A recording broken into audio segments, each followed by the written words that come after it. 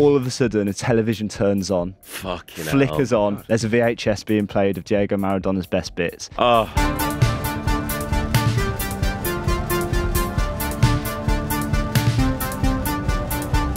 Hello and welcome to Reminding You Why You Love Football, a podcast from Mundial, a quarterly football magazine that I co-founded way back in 2014 and I'm somehow still doing almost a decade later. Woo! Been a couple of close shaves. Been a couple of close shaves, exactly.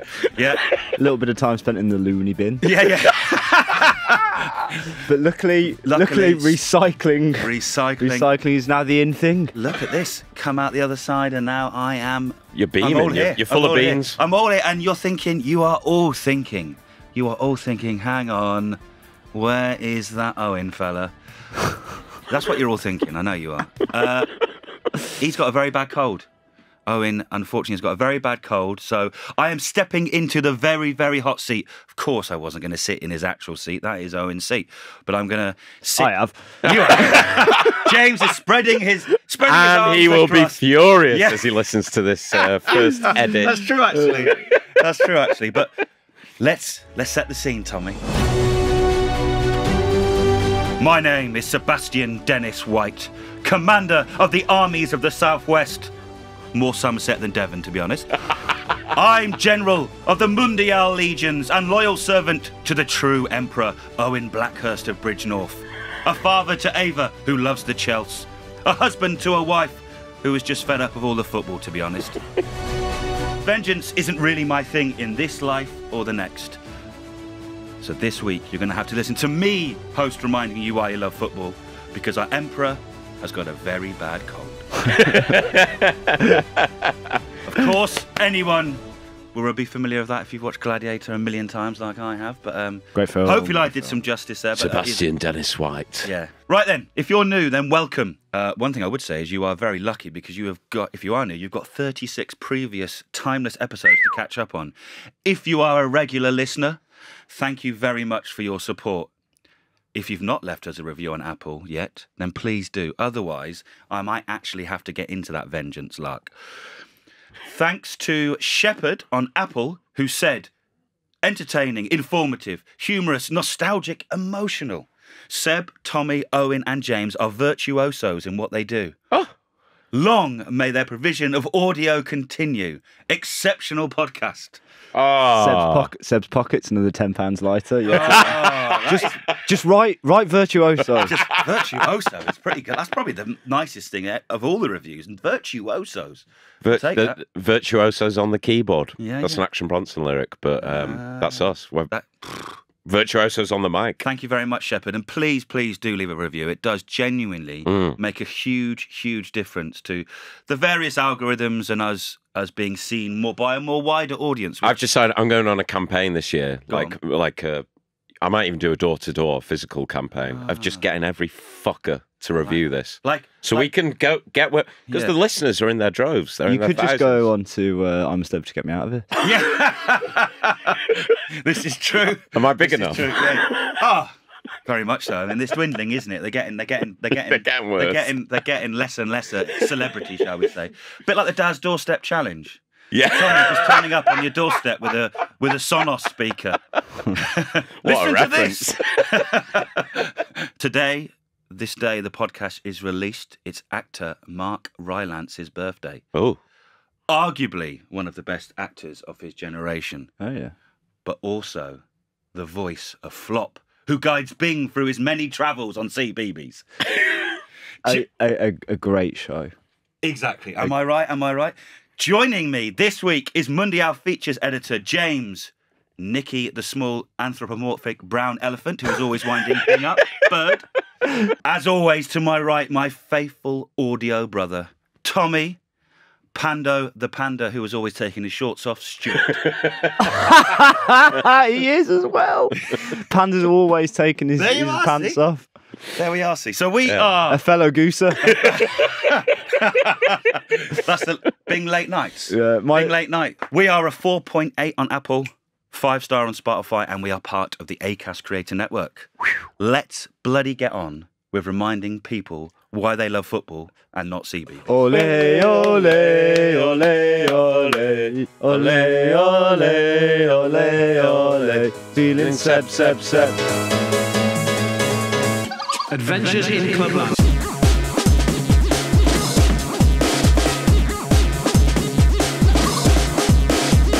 The power that comes with hosting, I will be taking charge of this particular segment because it's Adventures in Clubland.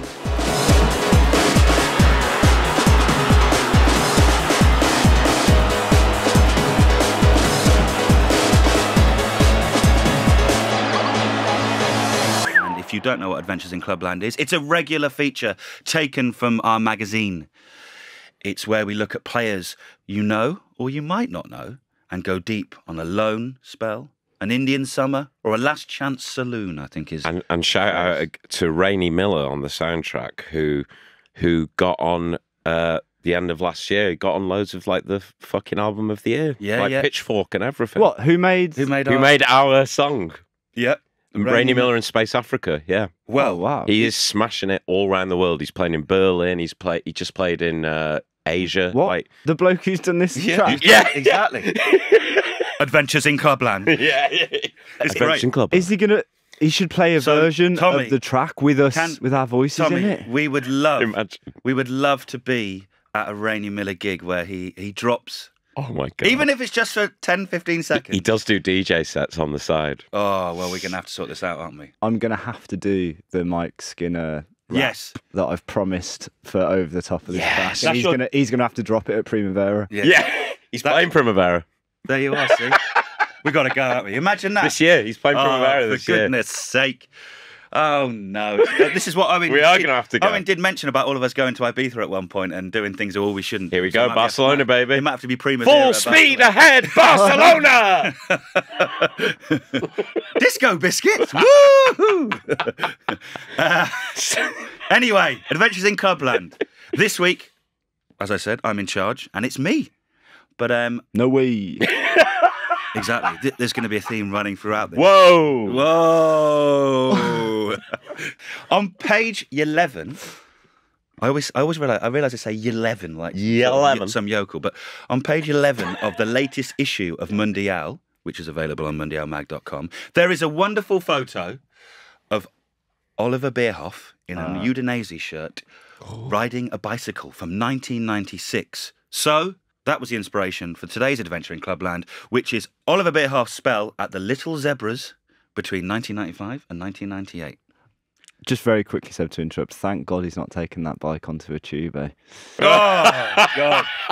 I tell you what, I saw one this morning and I realised what actually gets my gut up about it, like really gets my gut up. It's the size of the wheels. It's so much effort for so little reward. They're so small. So you're getting even more I know. now. I nearly pushed him over, but I did. The hatred is honed in. Now, we think of Oliver Bierhoff, or you should know as Oliver Bierhoff, as the guy who scored the golden goal at the Euro 96 final for Germany, who was he was technical director at Germany for a long, long time. So this man is one of arguably one of Germany's best ever strikers. But he doesn't do very well in his career in Germany. Doesn't do very well at all. And it gets to the point where he has a few spells in Germany that don't really go anywhere. And it's only when he goes to Austria Salzburg where he finds his form and he scores goals for fun, so to speak. And as a result of that, Ascoli sign him, who are in Serie B. They're not even in Serie A, they're in Serie B. So Ascoli sign him, another team in black and white. And off the back of that, he signs for Udinese in 1995. Now, Udinese are a club enjoying one of their best spells in their history under a very, very good manager called Alberto Zaccheroni. And in his first season, Oliver Bierhoff scores 40% of Udinese's goals. That's crazy. And they qualify for the UEFA Cup. So this is good times. This is a good first season, a good start. But it gets better. The next season, he just carries on scoring. And there's a great goal comp where... And it's one of these things this is one of the things I love about reminding you I love football is, I know him as the striker in Germany, and I've seen him score the golden goal. I've seen him, you've seen him score goals at World Cups and Euros. because Gazzetta was starting to fade off 97, 98. It wasn't it wasn't the thing it was in early 90s, mid 90s. And looking at this goal comp, this man scores headers for fun, and not just the same header where it's the same winger crossing and the same just lofty bloke just stood there powering it in. Diving headers, you know, just little different headers that are flicked up that he just knocks in and bashes in. You know what I've realised from 37 episodes of this? You love a header, don't you, Seb? I think I do, actually. You really do? Yeah. I listen to our voices for hours and hours every single week. Well, this is what's... And you talk about headers a lot. And which is, I'm not... That's not a bad thing. Marcus Stewart. Oh, well, that's Marcus it, maybe. Stewart. That's it. The best goal I've ever Zamorano. seen. Well, exactly. We spoke about his headers. We did, but it's just... And this is the Italian league as well, you know, defensively, even then, not as much, obviously, as the 80s and 90s, but Catenaccio and all that is still living and breathing in various teams in Italy. And he finds pockets of space and just has all the time in the world to just arc these headers towards the far corner. He's just brilliant, really. He's just brilliant. And in his third season, he becomes the top scorer in Serie A. Oh, really? Which tells you... No mean feat, is it? Which tells you... In the 90s. You know. Ahead of some big names. Yeah. And Udinese finished third in the league. Wow. Behind... Bloody hell. Yeah. Behind Juventus and Inter Milan. So, this is a team that aren't necessarily one of the bigger Italian teams. He is consistently scoring goals week in, week out, and a large proportion of goals for a very good side that's coached extremely well by Zaccheroni. So much so that Zaccheroni gets tempted to join Milan. And who is the first person that he brings over to Milan? Bierhoff. Big Oliver. And they go and win the league for Milan. And the circle is complete. So there you are. But, I mean, he scores a shitload of good goals and great headers over a sustained period of time in one of the toughest leagues to score in the world. I don't think you can get many better adventures, shall we say. And for a team, like I said, who were quite unfashionable in Italian football terms. Was there any other superstars or near enough, or internationals in that Udinese team? There was a lot of industrious players like Jorgensen and stuff like that for Denmark. Amaruso played for them, you know, the Brazilian striker as well. Yeah. But Zaccheroni moulded a great squad and a great team, and they consistently, they finished higher every season until eventually they finished third in the Serie A, which is no mean feat, as we all know. When I read that you were going to talk about Bierhoff, number one, the photo on page 11 of Mundial issue 29 of him. So the subject of that series of photos in the magazine is peace, and he just looks so at peace on this bike cycling to Udinese training. Like he's a man in his element. But the one thing that I did look at when I saw that you were going to speak about Bierhoff was who he finished ahead of the season that he top scored in Serie A. So that's 97-98, right? Go on, tell us. It's also, I once had a little look at if strikers score more goals in the seasons preceding a World Cup season, and it was quite... I remember you saying this. It was quite a rudimentary way of looking at it. I was just fucking literally listing the goals that they scored. But they do score more. So I had a little look at who he finished ahead of in the 97-98 Serie A season. I can't wait. So how many goals has he scored? Remind me again, James, how many goals he scored? So he scored 27 goals. Yeah. I mean, again, in the league alone. Regardless of who underneath it. In Serie A. So we'll do a top seven. We'll do a top seven. Top seven? Oh! Yeah. So in Lucky seventh place was Filippo Inzaghi with 18 goals. Sixth, Vincenzo Montella with 20 goals. Fifth, now we get going. Gabriel Batistuta with 21 goals. Fourth, he scored 6 more than Battigo. Alessandro Del Piero with 21 goals. Third is a man called Roberto Baggio with 22 goals. And then second is a 21-year-old man called Ronaldo Luis Nazario, who scored 25 goals. And then you've got Oliver Bierhoff with 27 at the top. There you are. So I'd imagine that to finish top of the pops that season. Top of the pop. Well, by 2 goals as well. By the player who's arguably the best player in the world at that time. For Udinese, a team that finishes third as well. That's just some of the greatest strikers of all time. The top 5 is essentially the Mount Olympus of Serie A. Yeah. 90 strikers. 90 strikers. Yeah. Inzaghi, Montella, when James read Inzaghi and Montella and said, and now we get going, I was like, what? Yeah. It gets better. And he's 30 at this point, Bierhoff. Is he?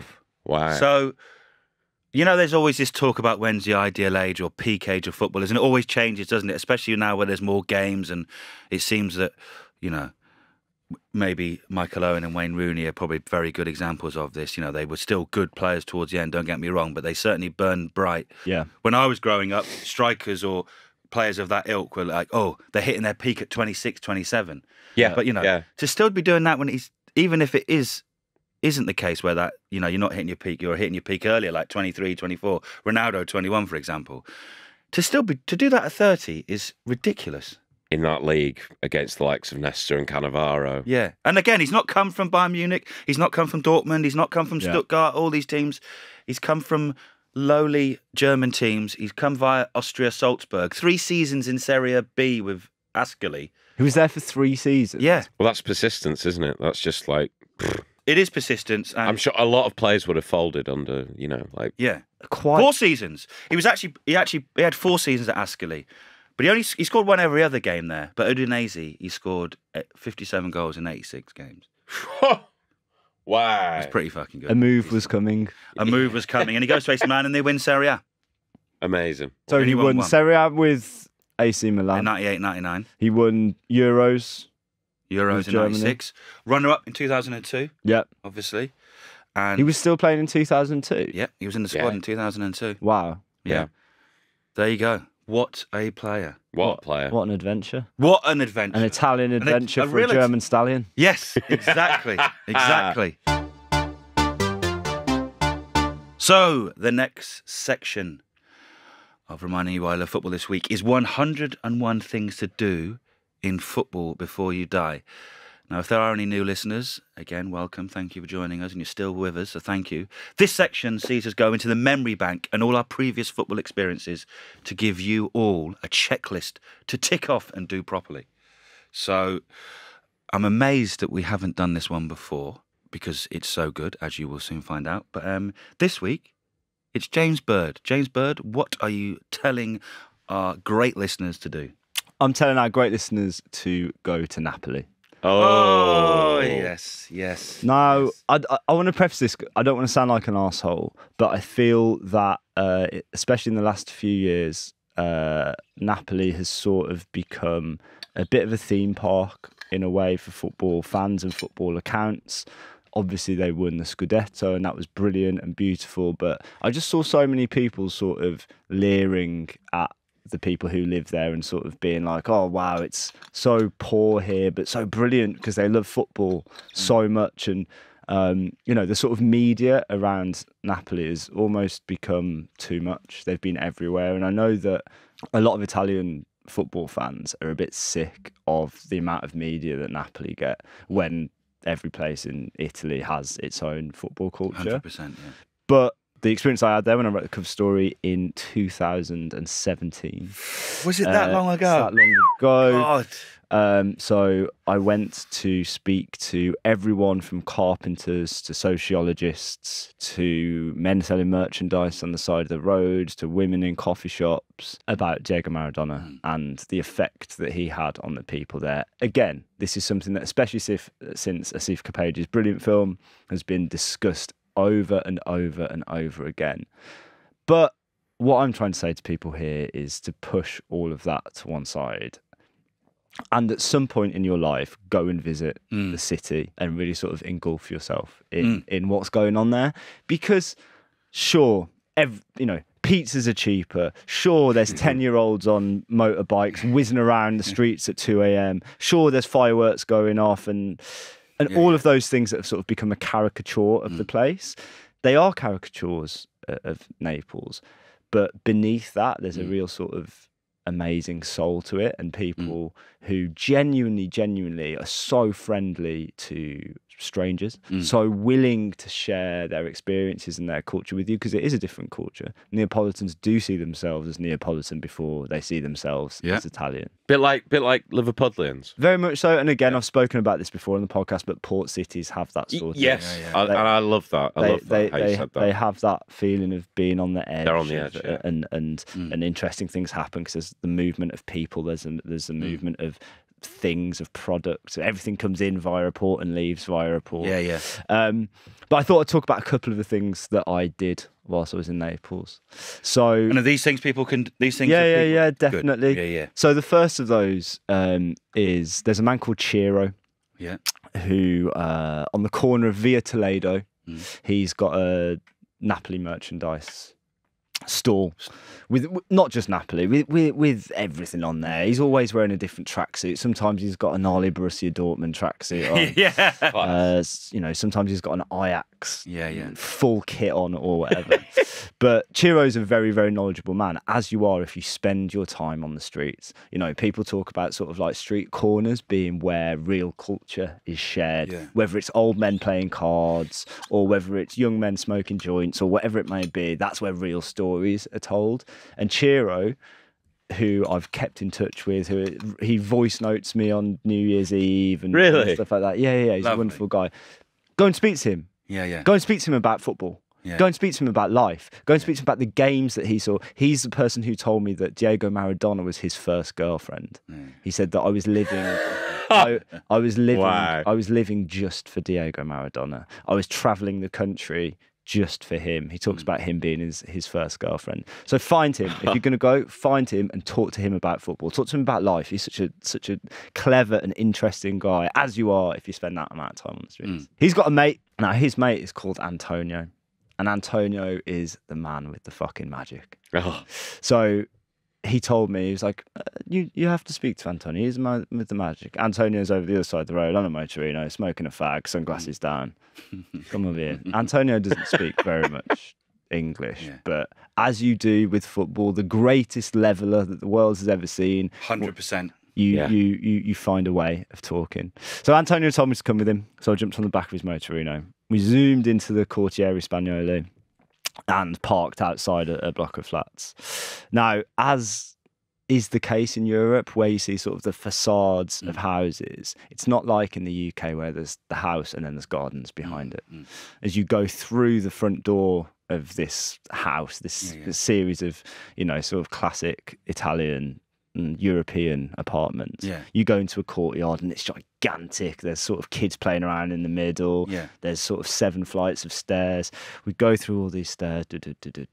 Follow me. I need to show you.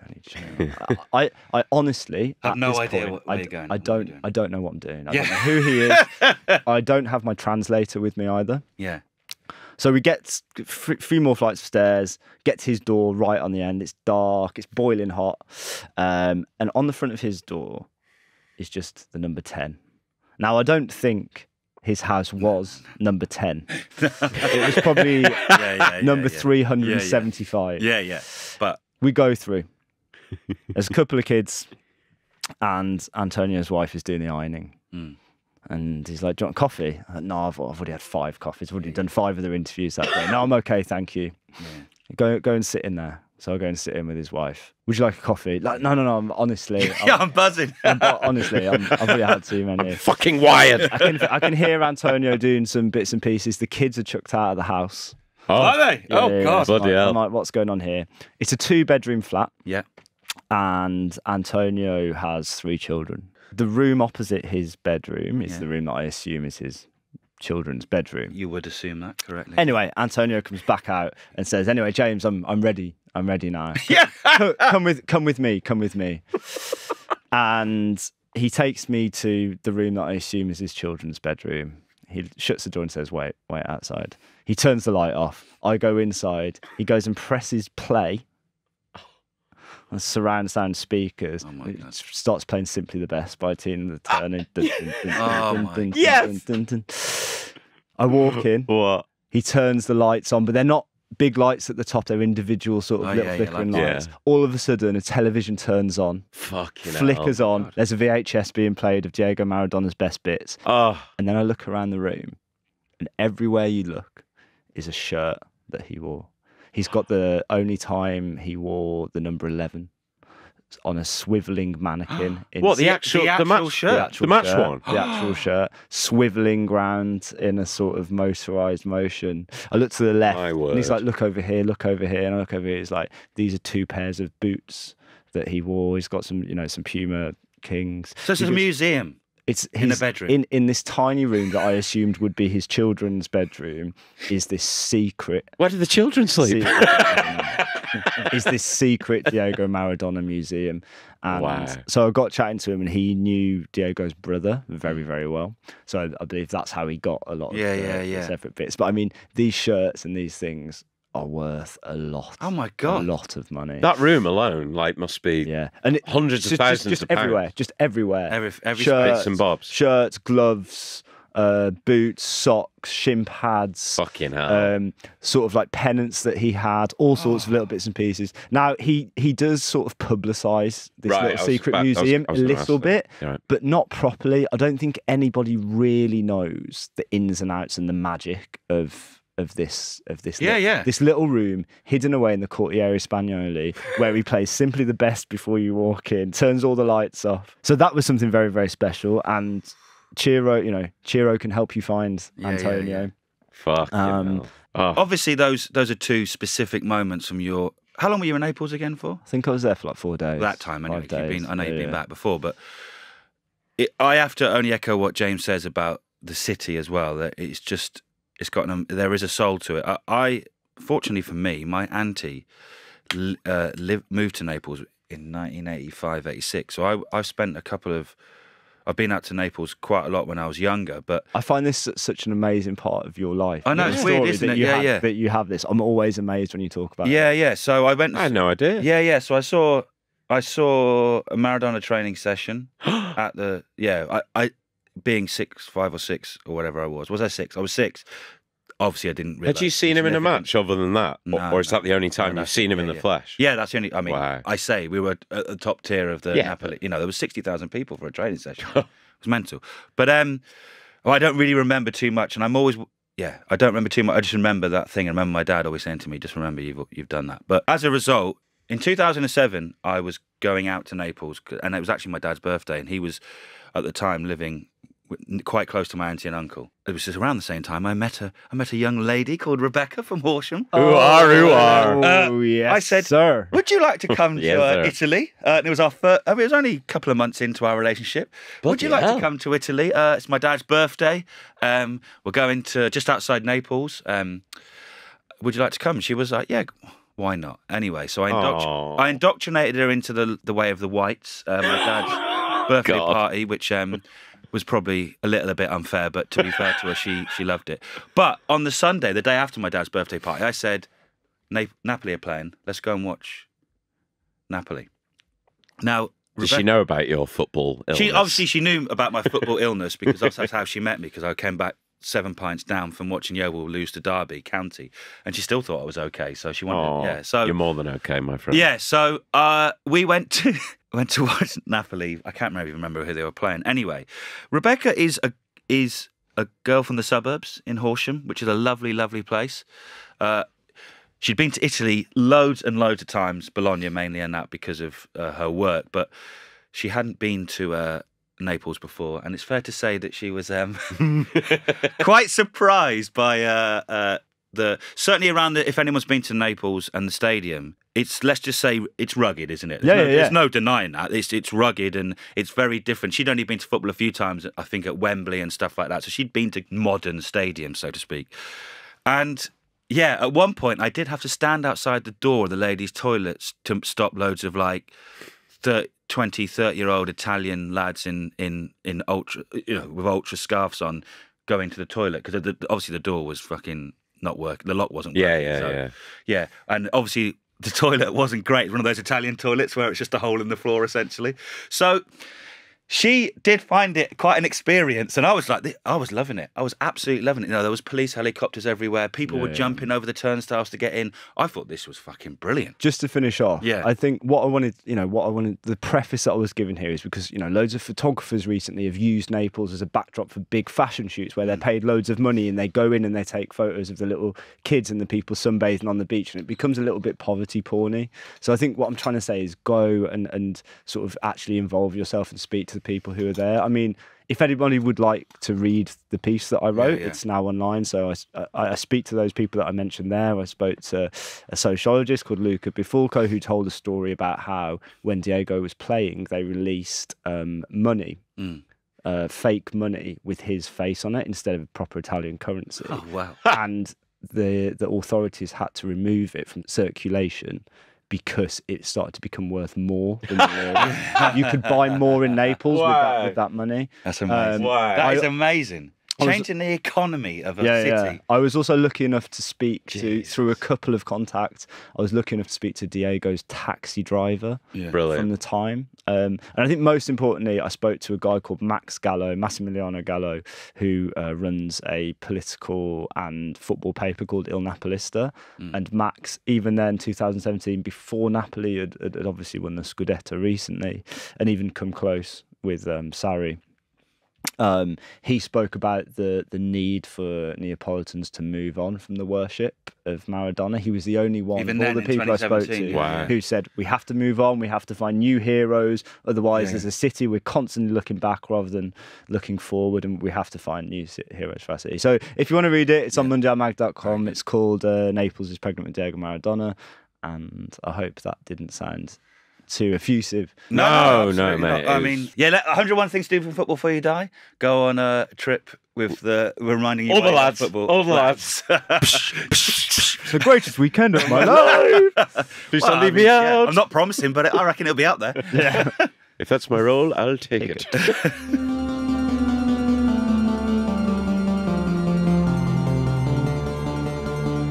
Introducing The Hat-Trick, a new subscriber newsletter from Mundial. Each week, there'll be 3 stories linked by a theme. Stories from islands, stories about people, stories about heroes, stories about villains, stories about love, hope, despair, joy, and, of course, goals. Go to mundialmag.com to sign up to The Hat-Trick now.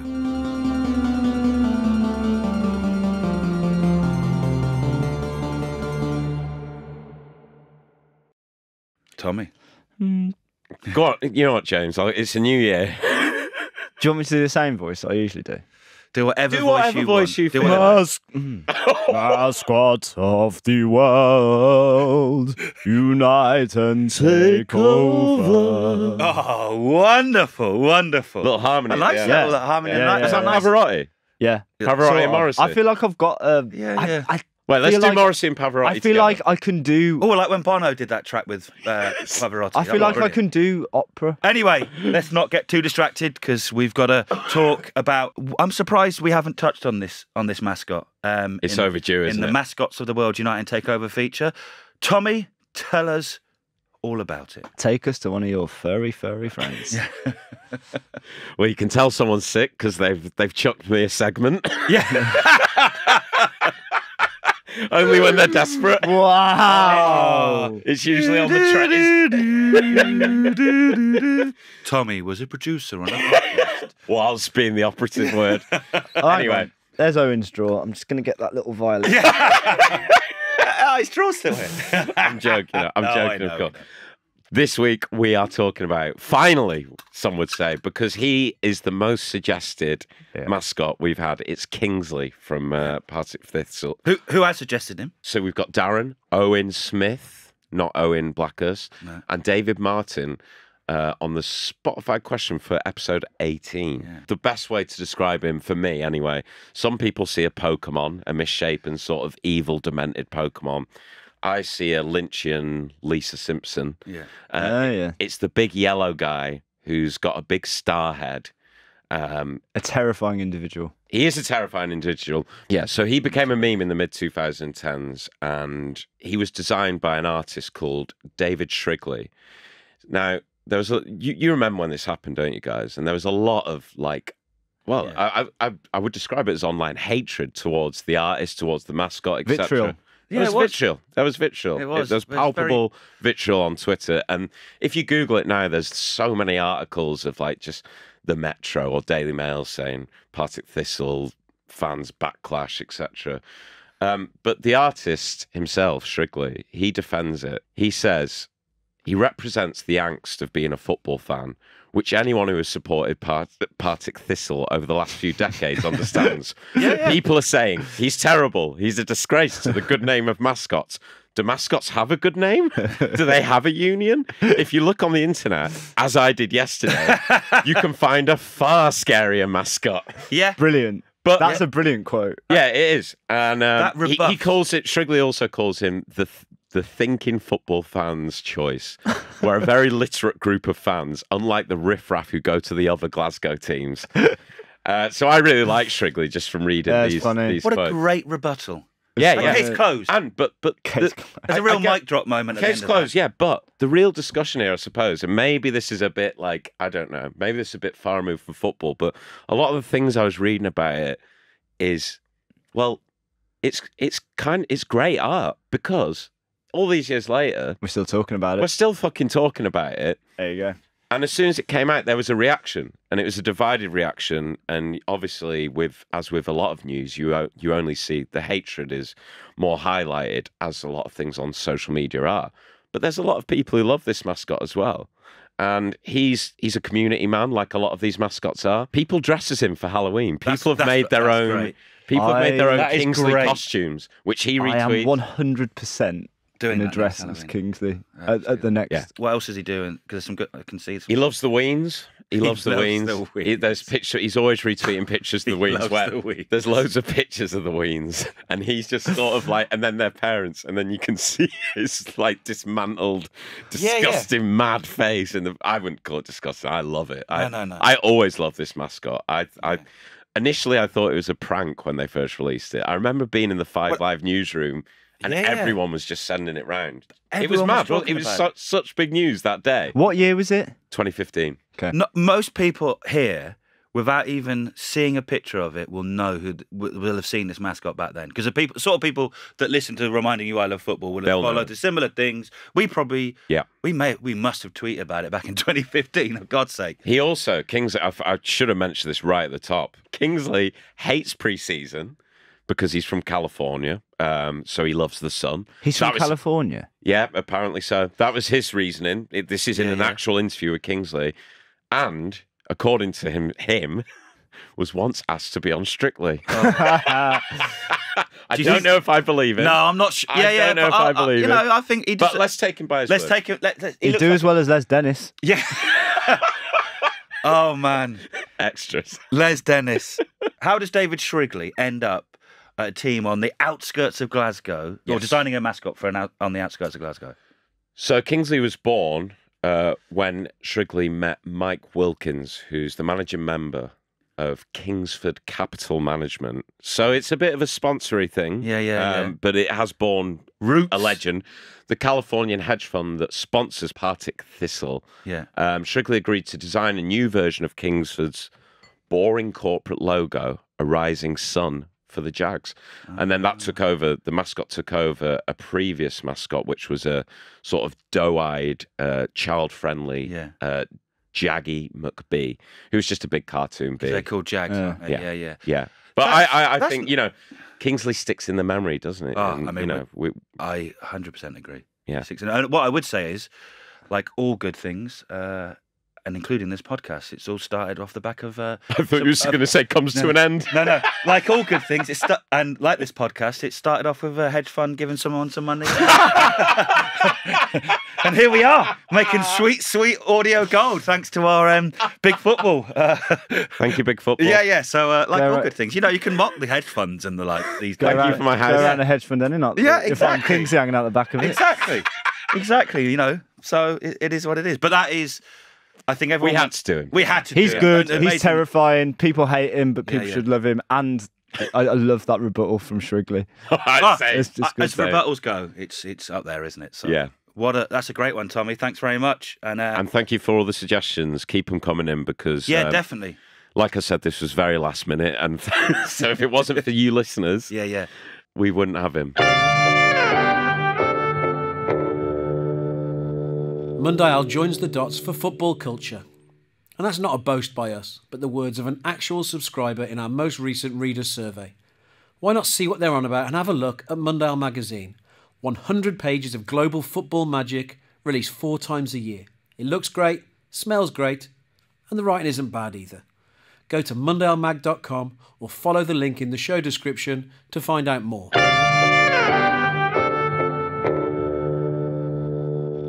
Ins and Outs is influenced by the brilliant 80s fanzine The End, and it's where we say what's good and what's not. Normally, it's Owen saying whether it ends up being in or out. But of course, as I'm the host, I have the power today. So I don't think you've ever had this power. I've never had this I've power. had it once. James has had it once. I'm going to start with James Bird to my left. Come on, James. What's your in this week? My in this week is to listen to music when you're warming up for football or when you're like practicing on your own, doing some kick-ups and that. It makes you feel like you're fucking Ronaldinho or like you're Maradona in the warm-up video. Like, it just gets you in the mode. You can put yourself into a different mood depending on how you want to play that day and how you want to play. Yeah, like, totally agree. So what was your go-to track when you most recently did it? Well, press the button again. I listened to the Love Is Life. Is it Love Is Life? Life is Life. Life is Life. Yeah, yeah. I listened to Life is Life the other day. It's like Live is Life. I listened to Live is Life, the track that Maradona. Na. Life is Life by Opus. Na. Which is, really that's the most famous warm-up song, I'd say. But you listen to that and that. Yeah, it just gets you in the mode. It just gets you in the mode of to that to be honest, video. It's like today, Matthew. I'm going to be amazing. My old Sunday League team with Libero in the changing room before every game. We had that. Yeah, and we, first ever season got to a cup final, came second in the league. Second season won the league, and every game that's the tradition. Well, they tell about visualization. It works. So I was listening to that the other day before playing this week. I listened to the new Kaz Is Dead song Venom, which is like an 80s rap, like 80s style, but then rap over the top of it, and it just gets you into the mode, man. Like when you lose yourself a little bit in the game and you haven't done something good for a couple of minutes, or you lose the ball, you start thinking about what you were listening to beforehand. So you get more in the mode. I agree. These are your AirPods, yeah? Yeah. No. Just sticking them in. And I think what it also is, it's quite a big rebuttal to people who, when they see the players walking on the pitch beforehand, they've got headphones and everyone's like, oh, fucking hell, why aren't they talking to each other? Why aren't they doing this? They're getting in the zone. They're getting in the zone, channeling who they want to play like.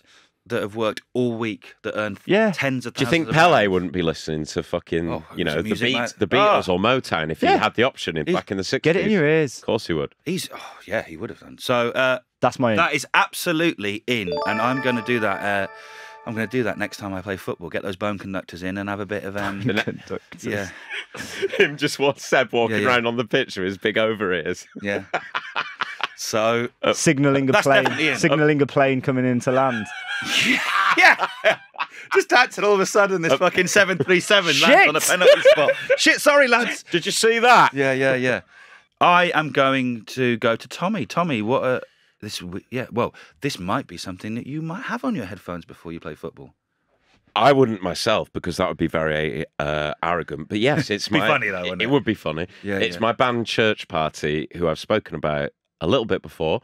Yeah. Not in a little while. We have a new double A side. Double A side. Which is, it's a bit old school, isn't it? I like it. A new double A side, because we were like, they're both bangers, so we couldn't decide which would be the A side. And this is out, if you are listening on the day this is released, this is out tomorrow. Oh, wow. Friday, 19th of January. If not, just go and listen because it'll be on Spotify forever. Yeah. Ed, could we... we're going to listen. Wow, we've got... Oh, you like this one? A little bit Nirvana-y to start with there. And there's some football lyrics. Oi! I like this one. This is class? Yeah. Oh. Oh. We'll get to the chorus. We'll get to the chorus. You are. Beautiful voice. Yeah. I can... This is going to do well, isn't it? I do well. Seb said the same. I did say this. The chorus is coming. Do you shout in the chorus? Ish. Keep smiling. Your smile makes me feel free, and I want you to know. This is good. You were there for me. This is a premiere of it, obviously. You know, because it's coming out the day. This is a premiere. If you're listening to this on the day of release, you are getting a sneak peek of what is sure to be a banger. There you go. I like that, Tommy. Thank you. And I'm absolutely going to put that in. It has the words Italia 90 in it. Exactly. So there you go. What more could you want? The bass and guitar reminds me a lot of Interpol. Oh, top 5 for me, James. Interpol. James. A lot. Thank you. I love it. That means the world. That is great. So, bit like Tokyo Police Club as well. Do you remember that back in the day? When you're standing near Tokyo Police Club. Welcome to the new podcast reminding you why you love Naughty's Indie. I've got their which I'm fully behind. So that is Church Parties, double A side, Belladonna and Utopia. Banged that, didn't Tommy? That is great, Tommy. And thank you. The reason I'm also going to put that in, Tommy is fresh from a very early train to the record, and the night before you were supporting the Dutch Uncles, was it? Dutch Uncles, yeah. So you went to sleep very late because you were obviously buzzing from performing, and you got an early train. So even more reason why I should say it's in, but I'm saying it's in. Thank you, it's sir. a very good song. Crucially different to the to have been Dutch played Oven. last night by the Dutch Oven. Yeah. Mrs. White ears are burning. And the rest. Oh, no. Nostril hairs. We've been quite clean this episode. We have been, yeah. Someone had to drop something. Yeah. I'm going to give a shout out. Am I in this week? Because I have the power, and for some reason I didn't even think about what I was wearing today. Just grabbed a jumper, and then I realised, it's the Damien John Kelly House jumper, collaboration with 14 Admirals. But I'm going to shout out all the good people at Damien John Kelly House. I think I may have spoken about them before. I did the dip in Mersey with them one very, very, very cold January morning. But they are, and I'm going to say this word for word what they say on their social media because I don't want to get it wrong because it's important. They are an abstinence-based recovery living centre for adult males, belonging, connection and purpose through arts, sport and culture. And they are based in Liverpool. And if you're not familiar with the brilliant work of Roy, who is Badwall on Twitter, and he did a great poetry book called Algorithm Party. Yep. And he also wrote the article about Wayne Rooney for us recently. But brilliant writer, brilliant writer, and just a brilliant guy. So I'd shout out them. Go and give them a follow on Twitter. They are helping people in incredible ways, and you can help them out by buying them random things like on their Amazon list, which genuinely make a difference. So I'm going to shout them out. James Bird, tell me your out for this week, and I will see if I agree. My out this week is going back through your own social media. Oh, no. And seeing what you wrote 10 years ago. No, even 10 months ago for me. Yeah, I recently had to find some photos of like me with a friend from university, so I went back to sort of 11 years ago. Yeah. And the nonsense. Yeah. The absolute nonsense that I would write on my Facebook wall, and people.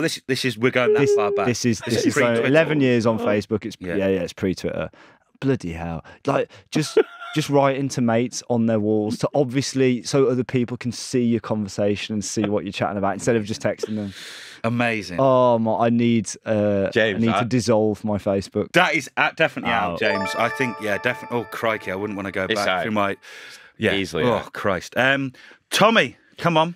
Very simple one. Oranges with pips or seeds, whatever you call them. And I realised the reason I've lost a lot of weight. Always bring oranges into the studio. I've got orange in the studio right now. All I eat throughout the day, really, is just orange after orange after orange. Yeah, yeah. I realised subconsciously I stole this off Roy Keane, moaning about it, just going, come on, Gary, that's not good enough. Why these oranges got pips? Man? Come on, this disgraceful. Oh God. But he's fucking right. He's spot on. To be honest, like every time I get one, and the ones we got in the studio today are from Waitrose, so I think we're safe. Yeah, yeah. But the Sainsbury's around the corner. I always go for the cheaper option. Can I just say, if there are no oranges with pips, then there's no oranges at all. You can't put that. I can't. I'm not going to put it in either, actually. Only because. On a rare occasion, I do have an orange. I just love leaning back and just trying to spit the pips into the bin. But there'd be no oranges left if the oranges didn't have pips in. That's how they grow. This is it. This is it. We can't argue. We can't argue with this, Tommy. Okay. Tommy, it's unfortunate. But if you put them out, then there's no oranges left. Well, I'd be fucked then. Yeah. I'd be back on the Ben and Jerry's. They're not out, I'm afraid. I'm going to have to say that they're not out because of purely the reason that James suggested. Anyway, it's science. It's science because of science. Because of science. Science. Yeah. God, woke James Bird. Bringing out his science. Whoa! Take me, officer. Take me. Yeah. My hands are tied. As Assad Raza once said, they've got me again. They got the woke police. The woke police got arrested. arrested. My out, which naturally will be out because I'm the host and I'm suggesting it, is football stadiums, modern football stadiums, where the roofs aren't quite long enough and don't protect the first few rows from the rain. I'm looking at you, the Emirates Stadium. Oh, wow. The Emirates? Yeah. I was on row 5 the other day at the Emirates Stadium, and it's fair to say that I was not protected from the elements. God bless my Berghaus Gore-Tex coat, but I don't think there's any excuse in this day and age to not have roofs that actually cover the various seats, especially when you're paying a pretty penny for it. Anyway. I am going to need to clip up God bless my Gore-Tex Berghaus coat and send it viral on Twitter. Well, that is George true. Costanza over here. You have been listening to Reminding You Why You Love Football. I've been Seb White and the host of this week's episode. Hey, James, what a host. Three cheers. Three cheers to Seb. Hey. Yo, bloody hell, well done, lad. Well done, Yeah. Just one cheer then, not three. You didn't carry it on. A bit like when Ava's team loses in 11-a-side game and they don't want to do the 3 cheers. They're like, hang on, ooh, and it gets quieter and quieter. It reminds me. What's the crowd chanting at? Oh, no. They do. Why are they chanting that at you? They're not booing that. Unreal. The Spiritland Ultras. Thank you very, very much for listening. If you've got this far, you must have enjoyed it. James, Bird, thank you very much. Thank you, Seb. Tommy Stewart. Thank you, Seb. And Owen, we've missed you. Owen, we genuinely have missed you, and we look forward to having you back next week in the very, very hot seat, which James has sort of half sat on during today's... He is not going to like that. Do I not like that? Thank you very much. Please leave a review. Please subscribe to the magazine, mundialmag.com, so we can keep doing this and all the other things that we love doing and we think you like us doing because you keep telling us that. So, yeah, thank you very much and good night. Love you. Bye.